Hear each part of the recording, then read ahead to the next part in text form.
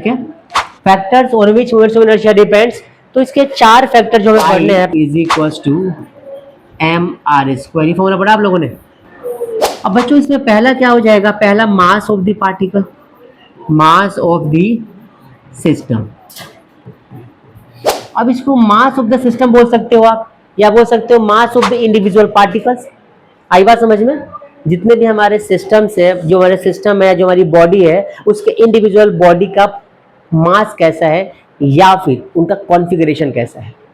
भाई कॉन्फ़िगरेशन मतलब क्या, बॉडी टेढ़ी मेढ़ी है, एक सॉलिड बॉडी है, एक मतलब कि एक क्या बोलते हैं उसकी यूनिफॉर्म बॉडी है, या इरेगुलर बॉडी शेप है, ये डिफाइन करता है moment of inertia. Distance of the particles from the axis of rotation, distribution of mass. अब देखो एक बॉडी हमारी ऐसी है, एक बॉडी हमारी ऐसी है, तो इन दोनों का जो मोमेंट ऑफ इनर्शिया होगा वो डिफरेंट आएगा। क्यों? क्योंकि इसके जो बॉडी के अंदर मास डिस्ट्रीब्यूटेड है वो यूनिफॉर्म नहीं है, नॉन यूनिफॉर्म है। मान लो ये एक्सिस रोटेशन है इसका, यहाँ भी एक्सिस रोटेशन है, तो इन दोनों की केसेस में एक्सिस रोटेशन अलग। देखो एक तो एक्सिस रोटेशन भी खुद मैटर करता है, तो हम बाद में डिस्कस करेंगे, लेकिन पहले आ जाएगा क्या कि बॉडी का कॉन्फ़िगरेशन या बॉडी के अंदर जो मास डिस्ट्रीब्यूट हुआ है वो कैसा है।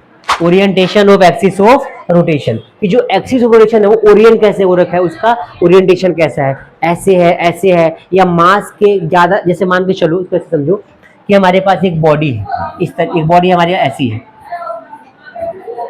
ऐसी बॉडी है, और इसका एक्सिस ऑफ रोटेशन मान लो यहाँ से दे रखा है, तो इसका कॉन्फ़िगरेशन अलग हो जाएगा, इसका मोमेंट ऑफ इनर्शिया अलग तरीके से आएगा। और एक बॉडी मान लो पूरी ऐसी है और इसका ओरिएंटेशन ऐसे है, तो इसका मोमेंट ऑफ इनर्शिया अलग तरीके से आएगा। क्यों? क्योंकि भाई डिस्टेंस दोनों केस में अलग अलग हो जाएगा सेंटर से, एक्सिस ऑफ रोटेशन से।